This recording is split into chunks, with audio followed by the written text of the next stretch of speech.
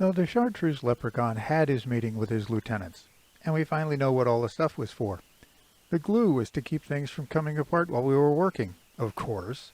The scrap metal was supposed to be the result of the explosives going off when we tried to get the reactor, or the fuel tanks. We just never got that far. So yeah, they were plotting against Riley, again. Like it's not enough our survivor has to pay for everything every day. It's not enough that the Chartreuse Leprechaun is plotting against, well, our success.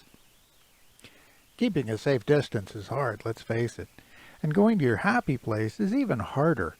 And every day is the same ship, over and over in different configurations. Makes you just want to go somewhere and have a beer, or several. You know, kind of like our nemesis does when he wants to think. Just drink, and forget about his scheming, and forget about the money, and forget about the risk. If only we could, forget about him.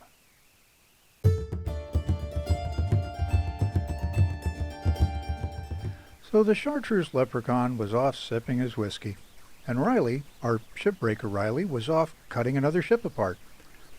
And the Chartreuse Leprechaun just kept sipping his really good whiskey. Private label stuff, high quality stuff, mind you.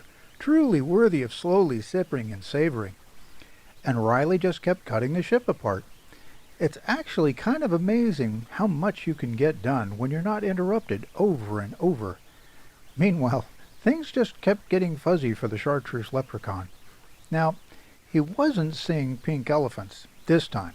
Truth is, he wasn't sure what he was seeing, but there sure were a lot of them. And Riley finished the ship, making money on every shift, a first, quite a while. So the Chartreuse Leprechaun eventually went to bed, wobbling heavily, well, impressively, the whole way there, followed by a rather large crowd of, well, whatever it was he'd been seeing.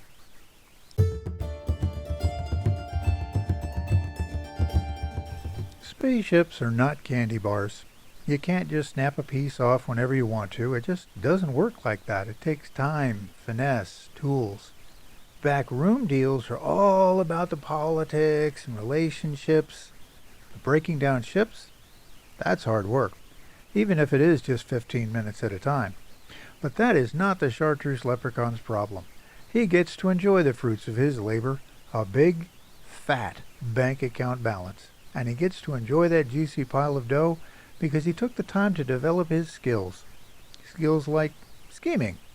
Planning. Skills like patience. Let's face it, fixing shoes requires patience.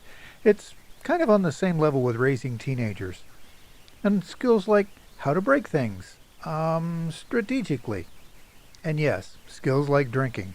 But that was actually a byproduct of success. And it occasionally means he has to sleep one off, like he is now.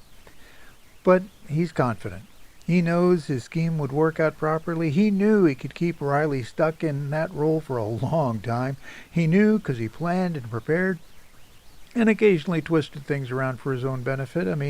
After all, he is the Chartreuse Leprechaun.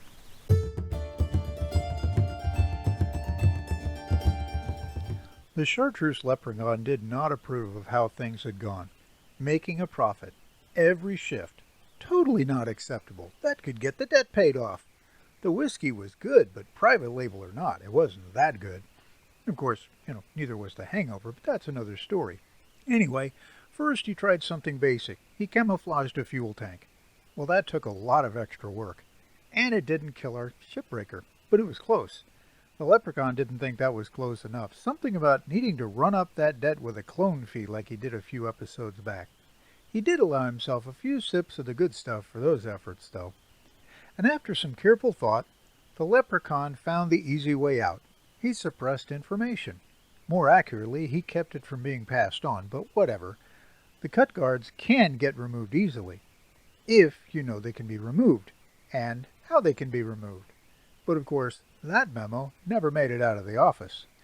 Imagine that. But you have to remove them. Otherwise things get stuck on them, like reactors. Reactors don't like to get yanked around. They give off warning signs if you just, leave them somewhere. And then they go boom, rather spectacularly too. And, well, you can kind of guess the results of that, I'm sure. So, a celebratory glass of Scotland, I mean Ireland's finest, was definitely in order after that, even though it didn't do a thing to our shipbreaker. Oh yes, totally Leprechaun approved.